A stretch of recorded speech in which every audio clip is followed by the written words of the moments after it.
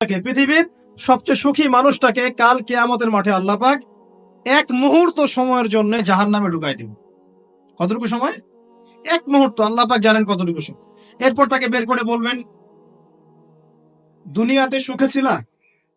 সে বলবে, আল্লাহ সুখ কি জিনিস আমি জানি না, সুখ কাকে বলে আমি জানি না, সুখ কি আমি সেটা জানি না। আল্লাহ সুখ কাকে বলে আমি সেটা জানি না। আর এই পৃথিবীর সবচাইতে নির্যাতিত, নিপীড়িত এবং দুঃখ ক্লেশে ভরা মানুষটাকে আল্লাহ পাক এই এক মুহূর্তের জন্য জান্নাতে ঢুকে দিয়ে বের করে নিয়ে আসে। বলবেন যে দুনিয়াতে দুঃখে ছিলা, কষ্টে ছিলা? এই ব্যক্তি বলবে, আল্লাহ কষ্ট কি জিনিস আমি জানি না, কষ্ট কাকে বলে আমি কষ্টের সংজ্ঞাই জানি না। এই ব্যক্তির তাকদিরে কি হবে পরে? এই ব্যক্তি জান্নাতের আরফ নামক জায়গায় দাঁড়িয়ে থাকবে, চেহারাটা ঘুরিয়ে দেওয়া হবে জাহান্নামীদের দিকে। সে বলবে যে আল্লাহ চেহারাটা খালি আমাকে জান্নাতের দিকে ঘুরায় দাও, আমি জান্নাতে যেতে চাচ্ছি না, খালি চেহারাটা ঘুরায় দাও বাস এনা। আল্লাহ বলবেন আর কিছু চাবো না তো? না, আর কিছু চাবো না। ঠিক আছে, চেহারা ঘুরাই দিলাম। এবার চেহারা জান্নাতের দিকে ঘুরে আসে, জান্নাতের ধান, জান্নাতের নেয়ামতের স্নিগ্ধতা সব পাচ্ছে সে। এবার বলছে আল্লাহ শুধু দরজার কাছে নিয়ে যেয়ে রেখে দাও, ঢুকতে চাবো না। আল্লাহ বলবেন যে এইবার কথা দিয়ে কথা রাখবা? ঠিক আছে, জান্নাতের দরজার সামনে গিয়ে রেখে দাও। ও বেচারা দরজা ধরে দাঁড়ায় আছে, চিন্তা করবে, ও ভাববে, ওই সময় সে ভাববে, হাদিসে এত স্পেসিফিকলি আসছে, সে ভাববে যে আর কিভাবে আল্লাহকে বলবো, আল্লাহ তো এতদূর পর্যন্ত নিয়ে আসলেন। এরপর বলবে যে জাস্ট একটু উকি দিব, আল্লাহ খালি একটু উকি দিতে, ঢোকানোর দরকার নেই, খালি উকি দিব। আল্লাহ পাক বলবেন, দেখো আদম সন্তান তোমরা কিন্তু কথা খুব কম রাখো, আদম সন্তান তোমরা কথা দিয়ে কথা রাখতে পারো। ওই যে আদম আলাইহিস সালামকে বলা হয়েছিল না, ওয়ালা তাকরাবা হাদিহি শাজারা, তোমরা গাছের কাছে যেও না, তাও তারা গাছের কাছে চলে গেলেন। তোমরা কথা দিয়ে কথা রাখো না। এবার উকি দিয়ে সে বলবে, আল্লাহ এতদূর যখন নিয়ে আসছো, আল্লাহ আমাকে আর এখান থেকে দূরে ঠেলে দিও না, আমাকে ঢুকাই দাও আল্লাহ। আল্লাহ পাক তাকে জান্নাতে ঢুকাই দিবেন এবং এই দুনিয়ার চাইতে 10 গুণ বড় জান্নাত তাকে দিবেন ইনশাআল্লাহ। তাহলে আমরা বুঝতে পারলাম যে দুনিয়ার বাস্তবতা কি আর আসল প্রকৃত সাফল্য কাকে বলে। আরেকটা কথা বলি, এক ব্যক্তিকে জাহান্নামের শাস্তি দেওয়া হবে বছরের পর বছর, অনেক বছর, অনেক বছর। কত বছর আল্লাহ ভালো জানেন, কারণ জাহান্নামের উপর থেকে ছেড়ে দেওয়ার পরে জাহান্নামের তলায় গিয়ে পৌঁছাতেই মানে কত হাজার হাজার বছর পার হয়ে যাবে মানুষ জানে না। এত গভীর জাহান্নাম, এত গভীর। আমরা তো এখন নাসাকে ইলাহ বানিয়ে নিয়েছি, নাসা যা বলে তাই বিশ্বাস করি। ও বলে মঙ্গলে পানি আছে, আমরা বলি হ্যাঁ পানি আছে। ও বলে চাঁদে এই আছে, আমরা বলি হ্যাঁ সেই আছে। নাসা যদি এখন বলে জাহান্নাম নামে একটা জায়গা আছে, কালকে দেখবেন সব মানুষ বিশ্বাস করছে জাহান্নাম নামে একটা জায়গা আছে। এটা হলো যে সায়েন্সকে আমরা এখন উপাস্য বানাচ্ছি, এটা একটা শিরক, এটা আধুনিক শিরক। আধুনিক আরো শিরক আছে, আল্লাহর হালালকে হারাম করা, আল্লাহর হারামকে হালাল করে নেওয়া। ওইদিকে আমি যাচ্ছি না। এখন পড়তে পড়তে পড়তে একটা জায়গা তাকে দাঁড় করিয়ে দেওয়া হবে, আযাব দেওয়া হবে, আযাব দেওয়া হবে, আযাব দেওয়া হবে। এক পর্যায়ে সে চিৎকার করতে থাকবে, ইয়া মান্নান ইয়া হান্নান, ইয়া মান্নান ইয়া হান্নান। এভাবে চিৎকার করতে করতে, এগুলো আল্লাহ পাকের নাম। এগুলো কি আল্লাহ পাকের নাম। আল্লাহ পাক বলবেন, দেখো জাহান্নামের অতল গভীরে কোন আমার বান্দা আমাকে ডাকছে, কি হাজত তার, নিয়ে আসো। ওকে জিজ্ঞাসা করা হবে কি প্রয়োজন। সে শাস্তির অভিযোগ করবে, শাস্তির অভিযোগ করে তাকে বলবে যে আমার এই শাস্তি আমি সহ্য করতে পারছি না, আল্লাহ আমাকে এইটা দাও, সেইটা দাও আমাকে, আমি যেখানে থাকি সে থাকার জায়গাটা ভালো না, আমি যেখানে বসি বসার জায়গা ভালো না।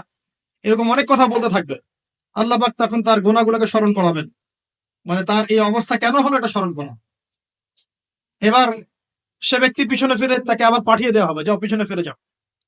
তো যেতে যেতে সে তাকাবে পিছনে ফিরে, বারবার তাকাবে আর বলবে, আল্লাহ তোমার রহমতে আমাকে একবার সেখান থেকে তুমি বের করে নিয়ে আস, আল্লাহ দ্বিতীয়বার আমাকে সেখানে পাঠাও, আমি তোমার রহমতের আশা রাখি যে তুমি আমাকে মাফ করে দিবা। আল্লাহ পাক বলবেন, আমার রহমতের ওসিলায় সে আমার কাছে চেয়েছে, যাও আমি তাকে মাফ করে দেব। এই জাহান্নাম থেকে বের করেও আল্লাহ পাক অনেক মানুষকে কি করবেন, জান্নাতে দিবেন ইনশাআল্লাহ। একজন ব্যক্তির কথা আসছে, 99টা খুন করেছে, তওবা করার সুযোগ আছে কিনা খুঁজতে গিয়েছে। এক আবেদ যে ইবাদত করে, আলেম না আবেদ, সে বলেছে কোনো মাফ নাই, ওকেও হত্যা করে 100 পূর্ণ করেছে। পরে অন্য এক আলেমের কাছে গিয়ে তওবা করেছে। আল্লাহ পাক তার জান কবজের সময় ফেরেশতাদের দূরত্বকে পরিমাপ করে এই ওসিলায় আল্লাহ রাব্বুল আলামিন তাকে মাফ করে দিলেন।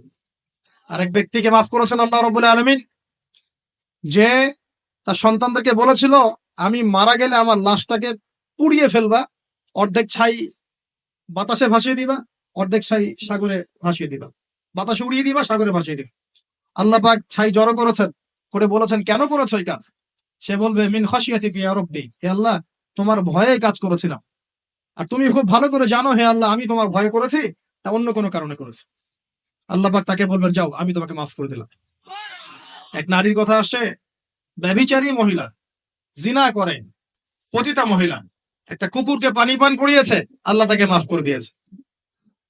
আর একজন লোকের কথা আসছে যে তার বন্ধুকে এতটুকু বলেছিল, একজন ব্যক্তি তার বন্ধুকে এতটুকু বলেছিল যে আল্লাহ তোকে কোনোদিন মাফ করবে না, আল্লাহ তোকে কোনোদিন মাফ করবে না। এরকম কথা কিন্তু আমরা অনেকে বলে ফেলি। আল্লাহ পাক মৌতের পরে এই দুই ব্যক্তিকেই ডাকবেন, কিয়ামতের মাঠে ডাকবেন, এটা বারজাকে হয়েছে।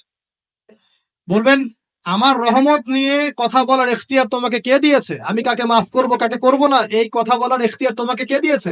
আজকে আমি তাকে মাফ করে দিলাম, তোমাকে জাহান্নামে দিয়ে দিলাম, চাপ চলে যাও। অতএব আল্লাহ রাব্বুল আলামিনের এই বিশাল রহমত আমরা পাবো, আশাবাদী ইনশাআল্লাহ। এই কারণে আমাদের প্রথম যে বিষয়টা ফোকাস করতে হবে, আল্লাহ রহমত পেতে হলে আমাদের অবশ্যই বস্তুবাদিতা ত্যাগ করতে হবে। আল্লাহ পাক দুনিয়া পছন্দ করেন না, দুনিয়ার মোহে যারা ডুবে থাকে আল্লাহ এদেরকে পছন্দ করেন।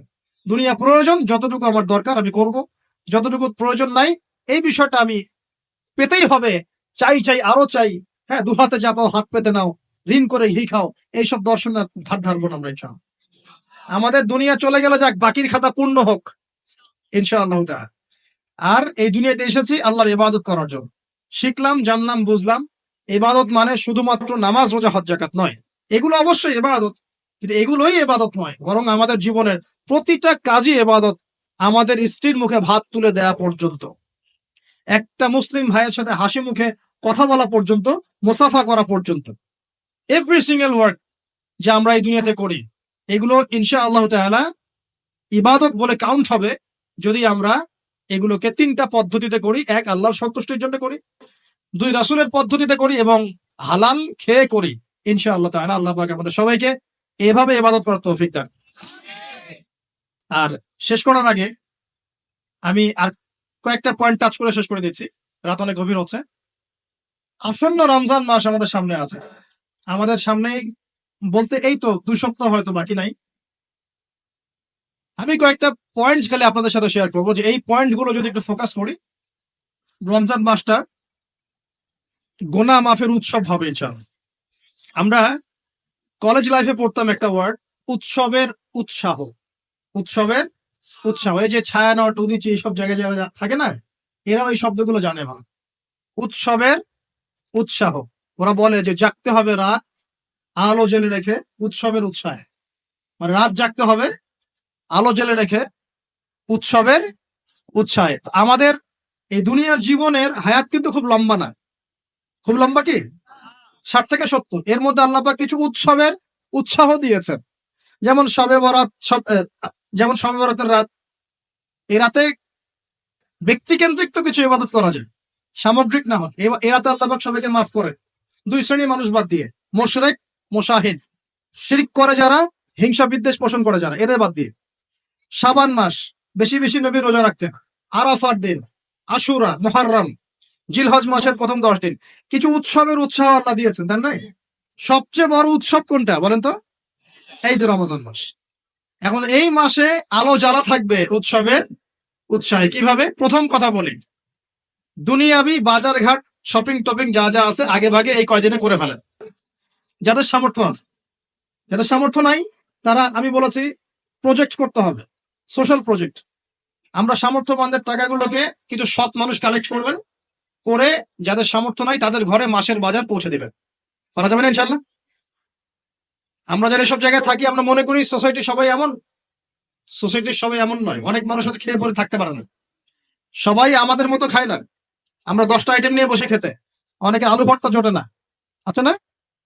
আমরা আমাদের যাকাত, আমাদের ওশর, আমাদের ফিতরা, আমাদের সাদাকাতুল ফিতর, আমাদের সাদাকা এবং ইফতারের প্রজেক্ট গুলোকে সুন্দর করে প্যাকিং করে 1 মাসের বাজার করে দেওয়ার ক্ষমতা আমাদের নাই।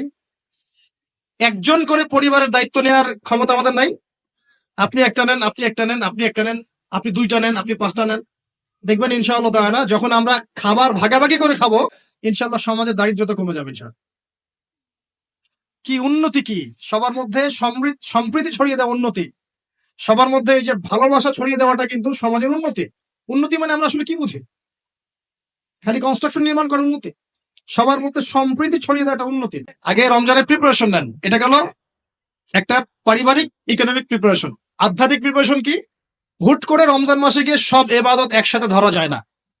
এই কারণে এখন থেকেই নামাজ, তেলাওয়াত, তাফসীর পড়া, একটু তাহাজ্জুদ, চাষতের নামাজ, ইশরাকের নামাজ, জিকির আজগার, এগুলো একটু ধরার চেষ্টা করি, কিন্তু রমজান মাসে গিয়েই আমি একদম যেন মোমেন্টামটা যেন ধরতে পারি ইনশাআল্লাহ। আল্লাহ পাক তৌফিক দান করুন।